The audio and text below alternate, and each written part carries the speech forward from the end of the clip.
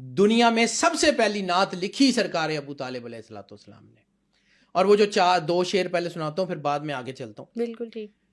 2 شعر ہیں کہ اے میرے بھتیجے، یہ تم تک نہیں پہنچ سکتے جب تک، بلکہ جو ہے جمیہ کہ یہ تمام لوگ مل کے بھی تم تک نہیں پہنچ سکتے جب تک کہ میں مٹی کے اندر دفن نہ کر دیا جاؤں.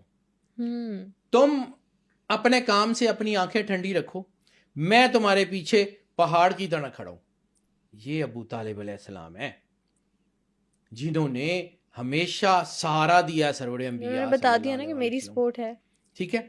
اب میں نے وہاں پہ حضرت عبداللہ علیہ السلام کا ایک کوٹ کیا. اب ایک اور، سرکار عبد المطلب کو پتا تھا کس نے آنا گھر پہ، کس کی ولادت ہوگی.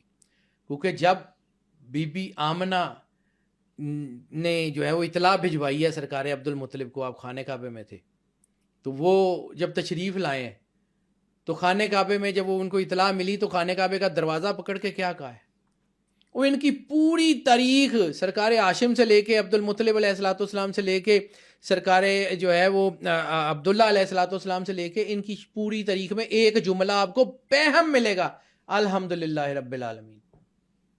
یہ جملہ تو قرآن پاک میں بعد میں آیا ہے، اور ان کی زبان سے سرکار ہاشم نے جب کھانا کھلایا لوگوں کو تو اس وقت کیا کہ تمام تعریفیں اس اللہ کی ہیں جو تمام جہانوں کا رب ہے، اس نے ہمیں ذریت ابراہیم میں پیدا کیا اور ہمیں لوگوں کو کھانا کھلانے کی توفیق عطا فرمائی. سرکار عبد المطلب علیہ السلام جب سرور انبیاء صلی اللہ علیہ وآلہ وسلم کے ظہور کی اطلاع ملتی ہے، خانہ کعبے کا دروازہ پکڑ کے کہتے ہیں الحمدللہ رب العالمین، کہ جس نے ہمیں ذریت اسماعیل میں مستحکم فرمایا. ان جملوں کا مطلب آپ کو سمجھ نہیں آتا وہ کیا ہے؟ پوری دنیا کو شکر گزاری کا پیغام دیا گیا ہے کہ ہمیں ذریت اسماعیل میں مستحکم فرمایا. اور کس کی اطلاع مل رہی ہے؟ سرور انبیاء صلی اللہ علیہ وآلہ وسلم کے ظہور کی، دنیا میں آنے کی.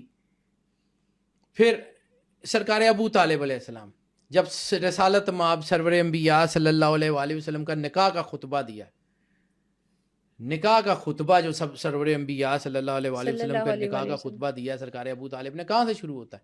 الحمدللہ رب العالمین، کہ اس رب کی بڑی مہربانی ہے، اس تمام تعریفیں اس رب کی ہیں کہ جس نے ہمیں ذریت ابراہیم میں پیدا کیا، جس نے ہمیں مستحکم کیا اسماعیل کی ذریت میں، اور جس نے ہمیں اس سراج منیر سے منور کیا. رسالت مآب کی طرف اشارہ کر کے کہہ رہے ہیں سراج منیر، چمکتے ہوئے چاند سے منور فرمایا.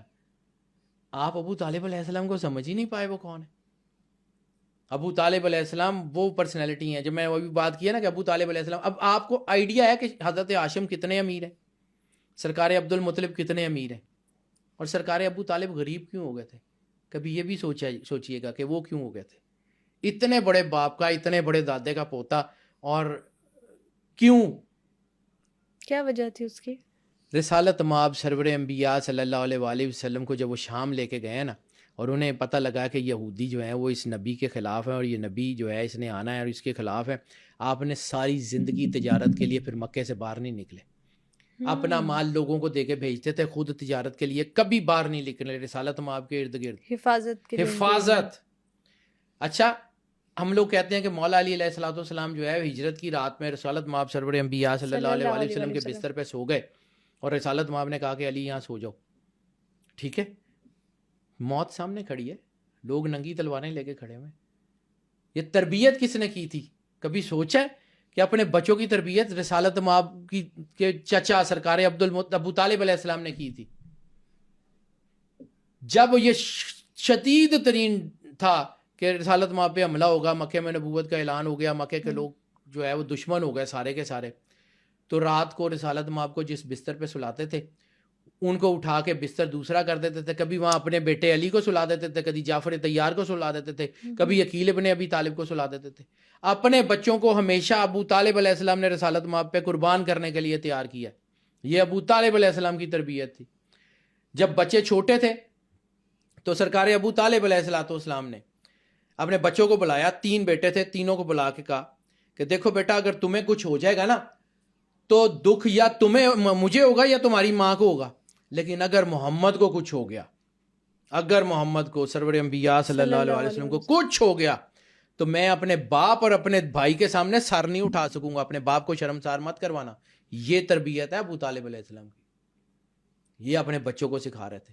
رسالت مآب کی جو والدہ تو دنیا سے پردہ کر گئی تھی بچپن میں, ایسے تو ہی ہے. جس نے اس کو ماں بن کے پالا سرور انبیاء صلی اللہ علیہ وآلہ وسلم کو, بی بی فاطمہ بنت اسد, وہ سرکار ابو طالب کی زوجہ, اس مولا کائنات کی والدہ, اور وہ بی بی, یہ وہ کردار تھا مکے کا جو نبوت کے اعلان سے پہلے وہاں موجود تھے, جن کی وجہ سے یہ معاشرہ روشن ہے. سرکار عبد المطلب علیہ السلام جو ہیں وہ کوئی عام سی پرسنالٹی ہیں. سرکار ابو طالب علیہ السلام کوئی عام سی پرسنالٹی, اپنا پورا کاروبار, اتنی بڑی سلطنت قربان کر دی صرف اس ایک رسالت سرور انبیاء صلی اللہ علیہ وسلم. وسلم. تو پھر ایسے ہی تھا.